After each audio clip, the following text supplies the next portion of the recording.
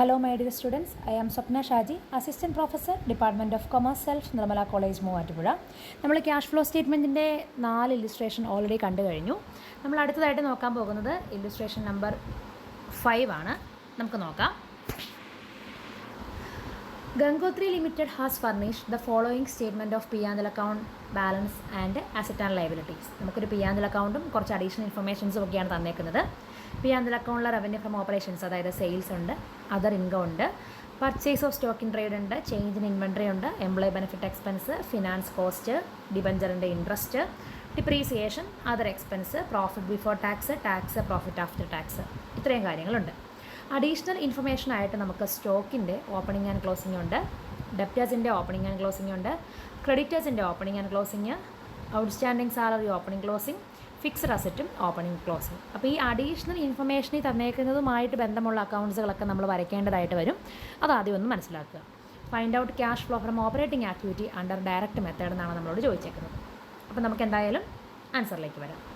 ഏറ്റവും ആദ്യം നമ്മൾ ഡെപ്റ്റേഴ്സ് അക്കൗണ്ട് വരയ്ക്കുന്നു. കഴിഞ്ഞ പ്രോബ്ലത്തിൽ പറഞ്ഞതുപോലെ തന്നെ ഡെപ്റ്റേഴ്സിൻ്റെ ഓപ്പണിംഗ് ബാലൻസ് നമ്മൾ ഡെബിറ്റ് കാണിച്ചു, ക്ലോസിംഗ് ബാലൻസ് നമ്മൾ ക്രെഡിറ്റ് കാണിച്ചു. അതിനുശേഷം നമ്മുടെ റവന്യൂ അക്കൗണ്ടിൽ P&L അക്കൗണ്ടിൽ തന്നേക്കുന്ന സെയിൽസ് നമ്മൾ ക്രെഡിറ്റ് സെയിൽസ് ആണെന്നുള്ള അസംഷനിൽ അതിനെ നമ്മൾ ഡെബിറ്റ് ചെയ്തു. ബാലൻസ് ആണ് ക്യാഷ് റിസീവ്ഡ് ഫ്രം ഡെപ്റ്റേഴ്സ് കിട്ടുന്നത്. ഇത് നമ്മുടെ ക്യാഷ് ഫ്ലോ സ്റ്റേറ്റ്മെൻറ്റിൽ ഓപ്പറേറ്റിംഗ് ആക്ടിവിറ്റി കണ്ടുപിടിക്കുമ്പോൾ നമ്മൾ ആഡ് ചെയ്യണം. അടുത്തതാണ് ക്രെഡിറ്റേഴ്സ് അക്കൗണ്ട്. ക്രെഡിറ്റേഴ്സ് അക്കൗണ്ട് എന്ന് പറയുന്ന ഒരു ലൈബിലിറ്റി ആയതുകൊണ്ട് തന്നെ ഓപ്പണിംഗ് ബാലൻസ് നമ്മൾ ക്രെഡിറ്റ് ചെയ്തു, ക്ലോസിംഗ് ബാലൻസ് നമ്മൾ ഡെബിറ്റ് ചെയ്തു.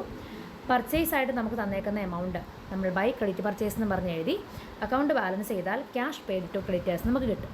അതുപോലെ തന്നെ നമ്മൾ സാലറി അക്കൗണ്ട് വരയ്ക്കണം. സാലറിയിൽ ഔട്ട്സ്റ്റാൻഡിംഗ് സാലറി എന്ന് പറയുന്ന ഒരു ലൈബിലിറ്റി ആയതുകൊണ്ട് തന്നെ നമ്മളതിനെ ഓപ്പണിംഗ് ബാലൻസ് ക്രെഡിറ്റ് ചെയ്തു, ക്ലോസിംഗ് ബാലൻസ് നമ്മൾ ഡെബിറ്റ് ചെയ്തു. P&L അക്കൗണ്ടിൽ ഒരു സാലറി തന്നിട്ടുണ്ട് 20,000 രൂപ, അത് നമ്മൾ ക്രെഡിറ്റ് ചെയ്തു. ബാലൻസിങ് ഫിഗർ ഈ വർഷം കൊടുത്തേക്കുന്ന സാലറി നമുക്ക് കിട്ടുന്നു. അതിനുശേഷം നമുക്ക് computation of cash flow from operating activities നോക്കാം. അപ്പോൾ ഈ പ്രോബ്ലത്തിൽ മനസ്സിലാക്കാനുള്ള ഒരു കാര്യം എന്ന് പറയുന്നത്, നമുക്കൊരു ഫിക്സഡ് അസറ്റ് തന്നിട്ടുണ്ട്. ഈ ഫിക്സഡ് അസറ്റിൽ ഇൻക്രീസോ ഡിക്രീസോ സംഭവിച്ചാലും അത് നമ്മുടെ ഓപ്പറേറ്റിംഗ് ആക്ടിവിറ്റിയെ അഫക്റ്റ് ചെയ്യുന്നില്ല. അപ്പോൾ ഫിക്സഡ് അസറ്റ് ഇവിടെ പരിഗണിക്കേണ്ട കാര്യം ഇല്ല എന്നുള്ളത് മനസ്സിലാക്കുക. ഓക്കെ, അപ്പോൾ നമുക്ക് നോക്കാം. എന്തായാലും computation of cash flow from operating activity, അതിൽ നമ്മളായും തന്നെ ക്യാഷ് റിസീവ്ഡ് ഫ്രം ഡെപ്റ്റേഴ്സ് കാണിച്ചു 1,90,000. അതിൽ നിന്നും ക്യാഷ് പെയ്ഡ് ടു ക്രെഡിറ്റേഴ്സ് 1,26,000 നമ്മൾ ഓക്കെ. അതിൽ നിന്ന് നമ്മൾ ക്യാഷ് പെയ്ഡ് ടു ക്രെഡിറ്റേഴ്സ് 1,26,000 രൂപ കുറയ്ക്കണം. Cash paid to employee for salary 22,000 രൂപ നമ്മൾ കുറയ്ക്കണം. അപ്പോൾ നമുക്ക് ക്യാഷ് ജനറേറ്റഡ് ഫ്രം ഓപ്പറേഷൻസ് കിട്ടും. അതിൽ നിന്നും നമ്മുടെ ക്വസ്റ്റ്യനിലെ ഇൻകം ടാക്സ് പെയ്ഡും കൂടെ ലെസ് ചെയ്ത് കഴിഞ്ഞാൽ net cash flow from operating activities കിട്ടും. അപ്പോൾ ഇത്രയേ ഉള്ളൂ ഈ ഒരു പ്രോബ്ലം. നിങ്ങൾക്ക് മനസ്സിലായിട്ടുണ്ടെന്ന് വിചാരിക്കുന്നു. നമ്മളെ തെറ്റിക്കാനായിട്ട് ക്വസ്റ്റ്യനിൽ ഇത്തരത്തിലുള്ള അഡീഷണൽ ഇൻഫർമേഷൻസ്, അതായത് ഈ ഫിക്സഡ് അസറ്റിൻ്റെ കാര്യമൊക്കെ പറഞ്ഞിട്ടുണ്ടാവും. അപ്പോൾ അതൊന്നും നമ്മൾ ബോദർ ചെയ്യേണ്ട കാര്യമില്ല, അതെടുക്കേണ്ട കാര്യമില്ല. ബാക്കിയുള്ള കാര്യങ്ങളെടുത്ത് പ്രോബ്ലം അങ്ങോട്ട് ചെയ്താൽ മതി. അപ്പോൾ എന്തെങ്കിലും ഡൗട്ട് ഉണ്ടെങ്കിൽ വീഡിയോയ്ക്ക് താഴെ കമൻറ്റ് ചെയ്യുക. ബാക്കി വീഡിയോസ് ഉടനെ തന്നെ പോസ്റ്റ് ചെയ്യുന്നതാണ്. Keep watching. Thank you.